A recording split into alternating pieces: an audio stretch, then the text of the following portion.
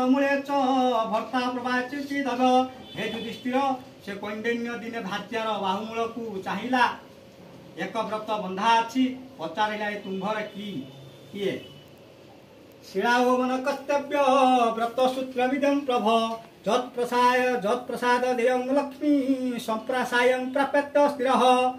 शाली बोलुअछि हे प्रभु जो प्रसाद अचल अचल लक्ष्मी होइछि से अनंत व्रत ये तस्यस्त्वद वचनं सुत्वा साक्ष्य पंक्तुटिनं रुषा हे अनंत इति जल्पे अहं अहं दुर्व्यातानय पांडव।